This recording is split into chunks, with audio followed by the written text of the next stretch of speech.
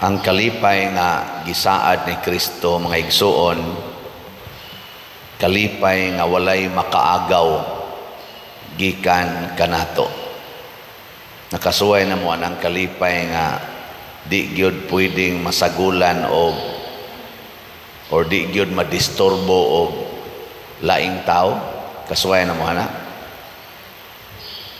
Kana bang lipay ka nya tamparoson din ka sa imong bana nya lipay ra gyapon ka. Di gyud mawa ba ang maong kalipay. Kasuway mo ana. Lipay ka kay na-promote ka sa trabaho pero pag-abot nimo sa balay nagpasad-pasad sa ilang mga butang imong anak, wa pagyoy klaro nga mga tuman sa sugo, di ra gyud ka masuko. Kanang dili ra ka makuan ba, di na ka madisturbo. Kasuway mo ana. Awa mo kasuway. Kanang lipay kay nipasar ka board exam unya nasakit dayon kag cancer nga stage 4 pero di jud ka maguol, lipay ra gyud ka. Kasuway mo ana. Or gusto mong musuway? Ha? Gusto mo? Nawa di ba?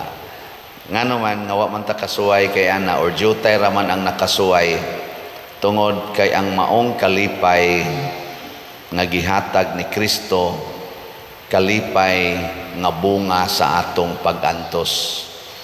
Ang tao nga andam muantos mauray makabaton ni anang maong kalipay. In short, kanang maong kalipay dili na siya kalipay nga panganduyon nato, kung dili gasa kana sa Dios, bunga sa atong pagsunod kanunay sa iyang kabubuton. Mao na siya ang kalipay. Pero kana ganing kalipay nga atong gipangandoy sama nang mupasar ta ko sa board exam, ma-promote unta ko, makatukod unta ko balay sa pagilain. Higugmao na unta ko sa akong mga anak, tahuro na unta ko sa akong mga anak, higugmao na unta ko sa akong bana, muundang na unta nisbisyo ang akong bana, muundang na unta sa iyang kabuang kining akong mga igsuon. Kana gani nga maong mga pangandoy ang atong basihan sa atong kalipay, dali kay nang maagaw og tao or maagaw sa yawa. Kay kani manggong yawa mga igsuon mao ni tig-snatch sa atong kalipay. Kanang yawa ba? Kaila mo yawa? Lingay mong tupad ingna ibaw ka nga naay yawa di tupad nimo ingna. Kay kanang yawa mo na tig-snatch, iyan ang kwaon ang atong kalipay. Tanawa o, lipay ba ka nga healthy ka? Tubag. Nga nalipay ka nga healthy ang imong buhok. Yang anong imo mo nang gikuluran? Healthy ra ba na? Nalipay ka nga naa kay kilay. Anong imo man ang gikiskis? Gihilisan naman na nimo badlis. Ano mang inana ba? Isnats ginasyawa. Dili na pwede nga kuan. Di na pwede nga kana ganing magpermanente tungod kay ang kanimanguni ang yawa gusto niya nga maratol ta, gusto niya nga magkaratol-ratol o mahadlok ta kay inikaratol na to, ikahadlok na nato, matrap na taniya, makuha din taniya sa iyang temptation. Anabitang ni kuyog kong panagat katong seminarista pa mi, mukuyog mi og kanang mga immersion ba sa mga mag-uuma. Ni ako kay mag-uuma man ko dito ko gi-immerse sa mga mananagat haron makasinati sa miskinabuhi sa mananagat. Nya nay panahon nga magbutang migbaling nana niya ingnon ko sa akong tatay-tatay, disturbuha dito Chris pagdaag ka ng puspusan ang tubig ba aron ang mga isda maratol. ikaratol sa isda, mahapasok na to sa katong pukot, katong giana ba? Matrap dayon. Ikaratol ba? Yung di man sad mo ka-imagine. Ay kanang isda ba ibong anaon niya mo ana-ana mo na mo dagan-dagan mo na sila.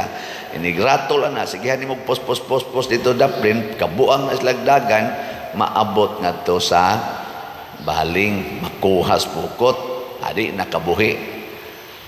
Mao na siya. Nya kung relax ta, kung nagsigitag tuman sa sugo sa Ginoo, mahimo gitang relax. Mahimo tang stable emotionally, physically, and spiritually. Ang tao nga stable o hunahuna, kasing-kasing o iyang lawas, maglisod ang yawa o tintal. Muna si Jesus, stable kay siya, gilamparo, gikulata, hilom lang. Si Maria, stable kay emosyon, iyang anak, ipakita yung gilampasog maayo sa pag-torture, lang, relax lang. Hilingay mong tupad, yung na relax ra kag masunog ron inyong balay. Yung na ano? Sige ba, yung na relax lang. Oy, magsigit tag-ampo. Muna, usahay, sayop ang atong pag-ampo sa Ginoo. Kaya ang atong ampo sa Ginoo, stability. Ayaw pag-ampo og stability. Kaya kanang stability sa kinabuhi, produkto ra na sa atong consistency. Sabot mo? Ang stability in life is a product of our consistent commitment to follow the will of God. Kana bang muktuman kita sugo sa Ginoo, tanawa imong kiskisan, imong kilay, magkaratol-ratol ka. Magsige na kag pangitag unsa pag maayong ibadlis, maayong ibadlis. Nya magsige na kag siding sa samin, naangay ba ning pagkabadlis sa ang ending diri pareha ba kag ending diri ari. Kay usahay malapas man diri ari nilapas ana. Kay ikaw na may gahimo, wa naman ka motugot nga ang Ginoo mo'y maghimo, maratol na ka. Imong buhok, imong kuluran, aron nindot ka tan-awon, sa sige nimong kolor, magsige na kag karatol sa punuan sa imong buhok kay magsige man nagkausab ang kolor diha. Gawas man kitong tinuod. O ikaw dili na tinuod imong gibuhat, isip bana, sige kang dugdog anang babae nga di nimo asawa tungod lang kay lami lagi na dulgan, magkaratol-ratol gyud ka. Di na jud stable ang imong kuan kay naghimo-himo man kag imong kaugalingong kalipay. Kuha mo na, be consistent sa imong commitment to do the will of God. Buhaton ko gining sugo sa Ginoo. Sa kaniadtong uyab pa na nimong imong asawa, lami kay dang dulgan, nya karon luod na kay ignaong, sige gyud, consistent gyud. Mo na nga ang panaad sa kaminyoon, for better or for worse, in sickness and in health, for richer or for poorer. Asa kutob, tulo ra gyud kabuk ang ni-reply, till death do us part. Ang uban mingon, depende. Ingon kang depende, adi naka-stable. Kay hain gani ng kondisyon nga imong ibutang sa imong kinabuhi, maunay working place of Satan. Kana bang kondisyon ba? Muna love without condition. Kay na gani kondisyon ang imong love, mauna na ang moment ni Satan to work. Working place na ni Satan ang kondisyon. Kanang mayon kasi imong bana, bantay ha. Bantay lang ko. Ako, tininuod ba gining ako nimo? Ako, faithful ba ako nimo? Ikaw ay lang yung pagbinuang. Magbinuang gani ka, bantay lang yung ka. Amaw na ito itimanan siyawa. Karon, naraday imong kondisyon diha. Ako dayon kang birahan diha dapitan. Nada yun mo text nimo ikasunod adlaw, hibaw ba kaday unsa nimong bana day buutan tan-aw nimo sus kana akong bana believe jud kay ko ana buutan day ayaw intawog salig ana mga klasihas tao day Nga naman. Wala, tada, so good na. Sa gusto kang padadag picture, wala, ito na, so good. Ani ma, pisting natin ako. Ikaw ahas kang dako. Imo da yung damagan imong bana iniguli, imo da yung kupugag maayo. Nya moingon ning imong bana, "Unsa man ka? Ngano man ka?" "Unsa? Ikaw da yung buanga ka?" Unsa man ning picture? Ihapak pa nimo siyang naong ang imong ang cellphone. Sunod buhaton sa imong bana, biyaan ka.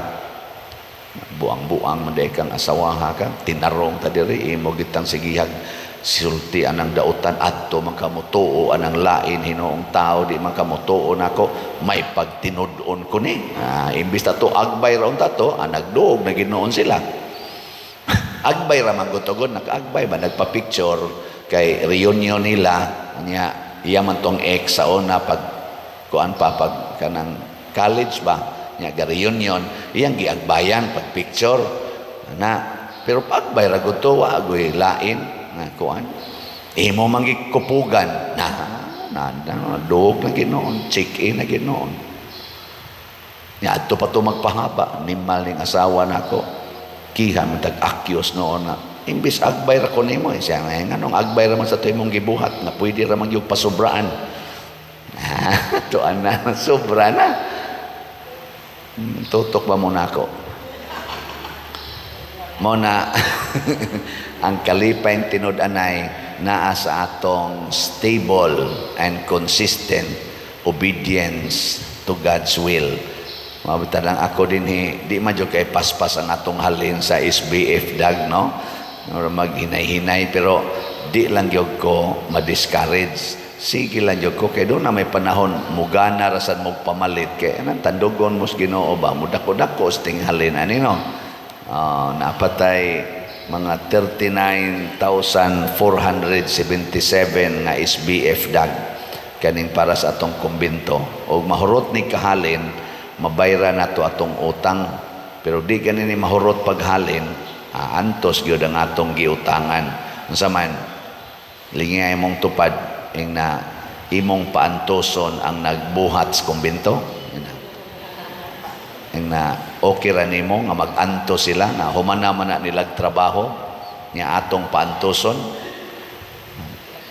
portigi nilang antos og paspas ang nagtrabaho para gyud mahuman nya ato pag yung paantoson kita nga wa mag-antos pagtrabaho ana magbuwad sa init og mo spend og time sa pagsigig monitor kita na lang sad mao imuhatag sa atong gamayng pag-antos sa pagpagawas sa atong tampo o sa kaslat 10 minos pwede sad og 16 slot challenge nga tag 8,000 di ba matud pa ni Kristo mura ginagbabayi nga kaanakon sakit inigdayong panganak pero inikakita nimos bata nga natao ang imong kalipay mupapas niadtong gamayng kasakit mo na ini kasunod tuig bunyag na sad awa mo kasabot lagi siya raw mo kagayt sana malimot ka ba nga sakit hasol day kayo og sakit kayo ning pagmabdos og pagpanganak malimot ka mo na magsige na lang sa kagpanganak kada duha ka tuig kay malimot man ka ana mao na siya ang kalipay nga gikas Ginoo so kamo sang murag muantos pagpalit kitang muantos og slot palit og slot sakit ni hatag nato pero inigbaos na sa grasyas Ginoo nato makalimot gyud ka sa imong kasakit makaingon jud ka wala na akong hahanapin pa mao na sila si San Pablo diri sa unang pagbasa giakyo siya gikulata himo-himuag istorya relax ra gyud si San Pablo ang nagkagubot ang mga nag-accuse niya gipangulata na tong uban dito pero si San Pablo relax ra ngano man nagbuhat ra man ko sugo sa Ginoo ako sad relax ra sad kung baligya ninyo bahalag di na mo mamalit magkagubot mo diha sige kahangol anang inyong mga properties ako relax ra ko muduol mo na ako pader gubot kay imong pamilya sayon ra kay na day paliti lang nagslot Ana. Nya batasan na lang pod ang pag-share. Sama sa imong pag-share sa imong kwarta dinhi sa simbahan, i-share lang po na anang imong igsuon nga nangutang nimo nga wa mo bayad. I-share ba? Ayaw na paningil. Ayaw na paningil. Kay sama nga inigpalit nimo og slat dinhi, daghan kag mabalik gikas Ginoo, inig di sad nimo maningil anang utang anang imong igagaw ba, higala ba? Tagaan sa kas Ginoo daghang grasya, di na mo kinahanglan magkinihaay, maggubot pagyud mo, magbinungulay, magpost-post sa social media, magdinaotay. Dako na kaayo ang kadaot. Maratol mog samot ana, no? Maratol. Sige, last na lang lingi sa imong tupad. Ing na di ka maningil nag-utang. Ing na di na ka maningil. Ana. Nya mo yung ganun siya. Di na ko maningil oy. O ka na. Mo na ipinakanindot.